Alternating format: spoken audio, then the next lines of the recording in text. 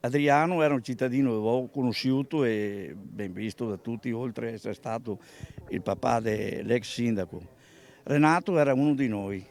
Renato era un nostro alpino, e il nostro portabandiera, il nostro alfiere, e io personalmente posso ricordarlo come un fratello. Ecco. È una grande comunità quella di Vo. L'alpino Vittorio Dalla Montà suona uno dei silenzi più difficili della sua vita.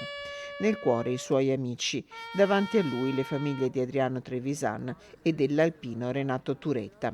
La sorella di Adriano Trevisan, Graziella, ricorda quei giorni di febbraio.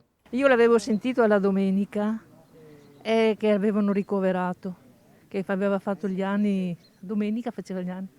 E l'avevo chiamato per fargli gli auguri e mi ha detto appunto che era la più brutta giornata della mia vita. Ho detto, dai dai Adriano, adesso sei qui, ti cureranno, perché è proprio lungi da noi da pensare tutto il dopo.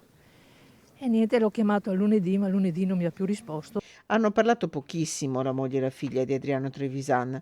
La figlia Vanessa, ex sindaco di Vo, parla con franchezza. Come più volte abbiamo detto, non vogliamo rilasciare interviste, non condividiamo il dolore di tutti, di tutto quello che è successo, sappiamo benissimo cosa abbiamo provato noi e quindi di conseguenza che cosa hanno provato tutti quelli che hanno avuto purtroppo delle vittime dovute a questa malattia. Questa è la nostra scelta, però questa è una scelta nostra. Noi vogliamo bene a mio papà e questo è il nostro modo di dimostrarlo. C'è tutta la forza di un grande coraggio in Manuela Turetta e in sua mamma Cristina, figlia e moglie di Renato Turetta. Un grande grazie da loro va ai sanitari. Se non avessimo avuto loro saremmo ancora, diciamo, all'inizio. Per fortuna siamo andati avanti anche con la scienza e speriamo che tutto questo finisca. Siamo qua a ricordare appunto l'inizio della nostra guerra, diciamo, il secondo anno, ecco, e sperando appunto che un giorno finisca, perché siamo ancora un po' così, ecco.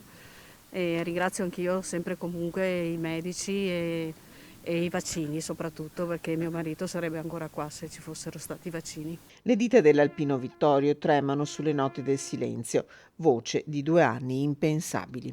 Cercavo di non ricordare quei momenti perché un po' di emozione, un po' di cose dopo alla nostra età si entra dall'emozione alla commozione e lì